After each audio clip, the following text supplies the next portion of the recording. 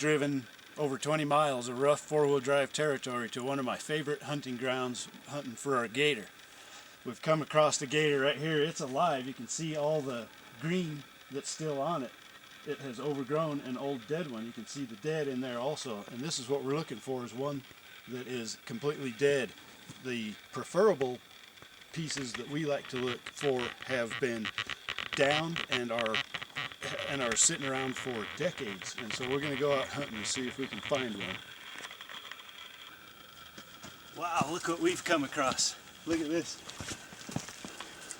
Look at the texture and the grain in this. This is going to be a very beautiful piece. It was saved from rotting on the ground because it fell into the crotch of this tree. It must have stood for hundreds of years dead. Let's go look at the rest of it. As you can see, the piece that lays on the ground here started to rot away.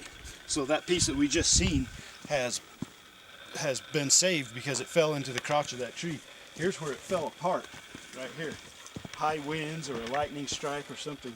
But this thing stood. You can tell by the hue of it and the oldness of it that it stood out here for hundreds of years dead. Shall we get to cutting?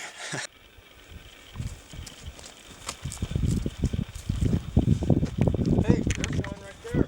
Oh, check that out. Yeah. Yeah. Standing and everything. Look at this.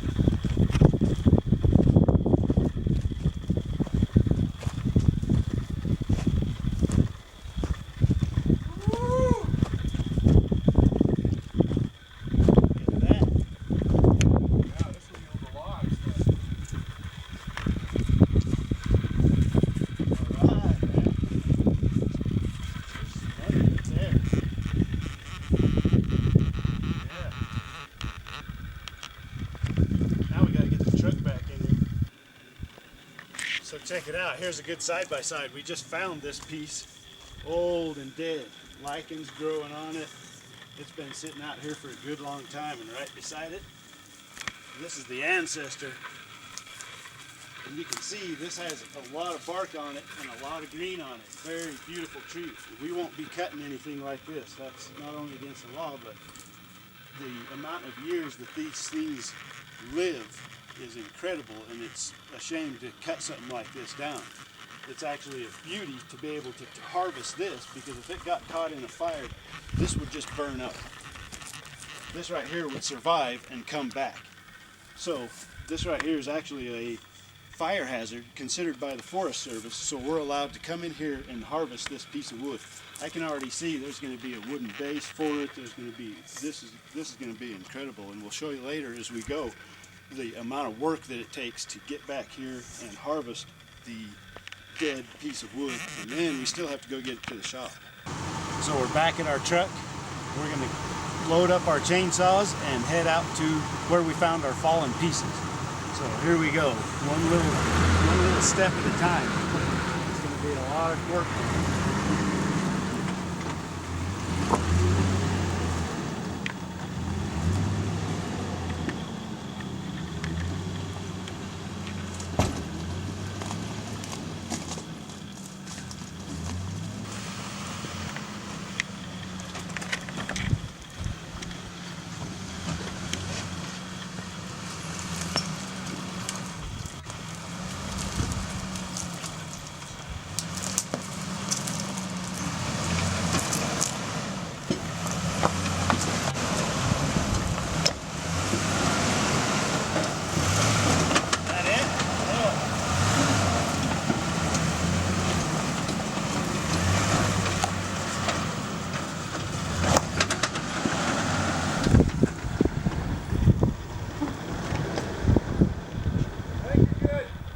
One.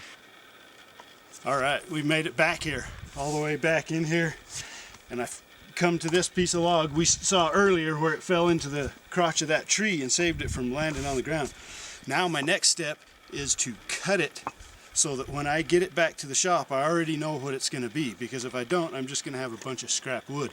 And I've analyzed this log here for about 20 minutes before I want to make a cut. So this piece right here is going to be a natural base. We'll put a wood top on top of it, And then we'll come over here and we'll cut us some chair backs out of here, and then we'll get a half moon out of this part of it. So we'll start from down here at the very end and get rid of the stuff that we don't want and save the stuff that we do want and cut it accordingly so that when it gets back it's already headed in the direction that the piece is going to be. And I also found this. Check this out. This is going to be a piece of artwork. It was just laying back here, and when we get done with it, that's going to be a really neat piece. You'll watch that progress too as we go through this. 3, 2, 1.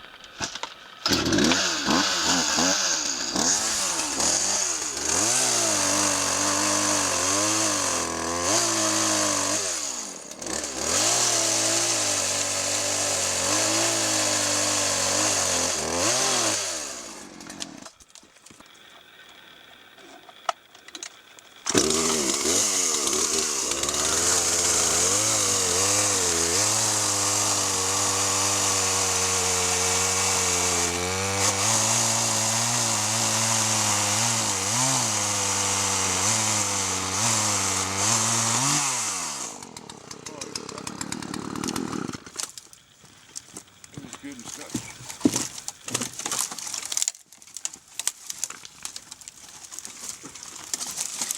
There we go.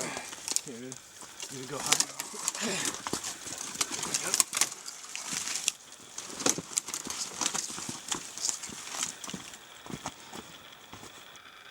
So I always take into consideration safety, because we are way out here. And I'll tell you what, you don't want to get hurt way out here. We're going to trim this back down a little bit more to its existing, it's going to be size, and then trim it to size.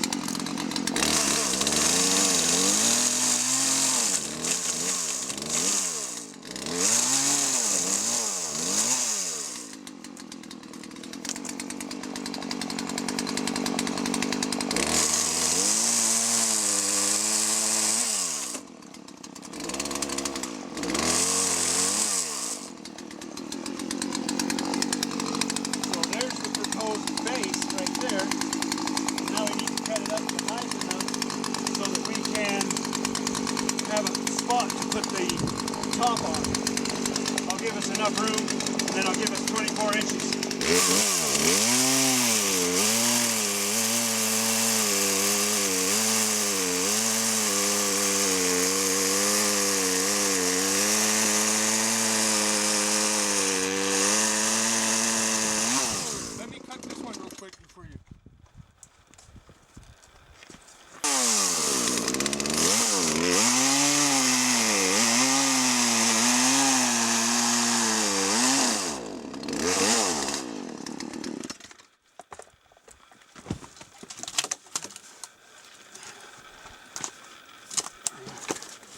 Now we got to get this back to the truth.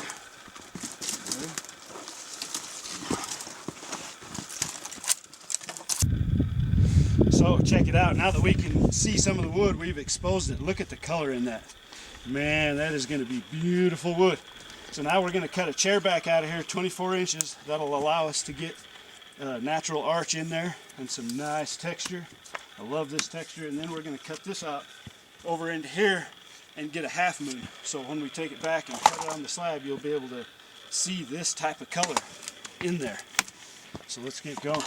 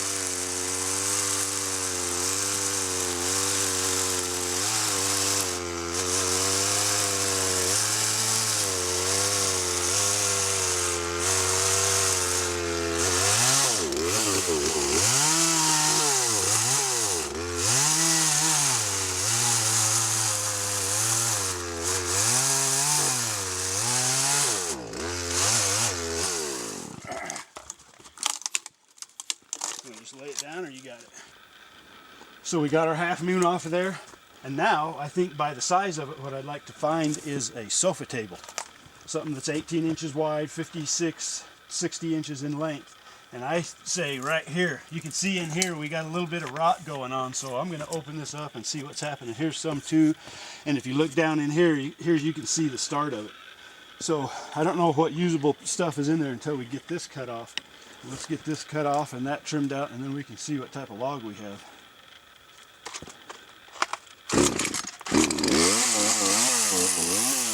Cut this one right here, Mike. Okay.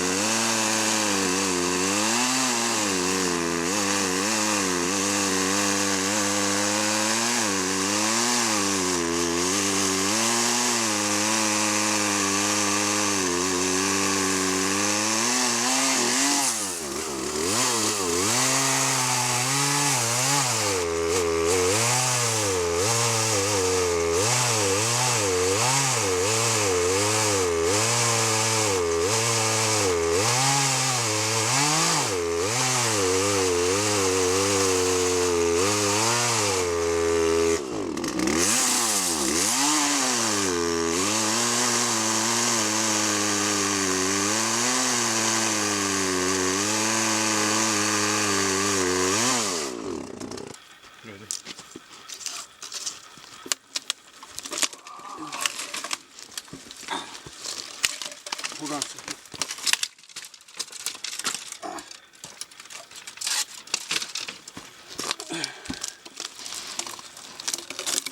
Come towards me. Yeah, right. I'm gonna let it drop. Alright. Wow. It busted the tree open when it fell. Look how long it's been in there. It's abraded it. That's pretty neat to see something that, and this tree grew in between that and the log. That's pretty neat to see that we've uncovered after all these years.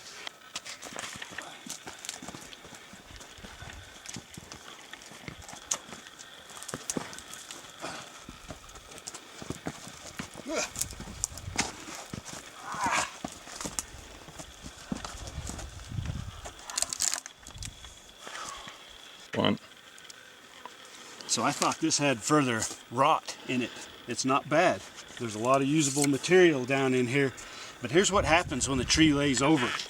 The tree lays over, it has just recently rained, and you can see all the water in here. Once the tree starts taking on water, it will start to rot, and that's what happens once a tree falls. Preferable is like the one we found earlier that was standing. That thing is going to be in perfect condition on the inside. But let's get to cutting this piece because there's some usable material in there. Cut this on the sawmill as close to the surface as I can, exposing all this color. The dirt, the moisture, the lichen, the fire has all caused this to have a very, very unique color into it. So when we cut this open, it's going to be just incredible. And then this will be the top of a sofa table. Possibly the legs right here, I don't know yet. We might put it on a piece of iron. It'll be perceived when we get it to the shop and look at it a little bit closer.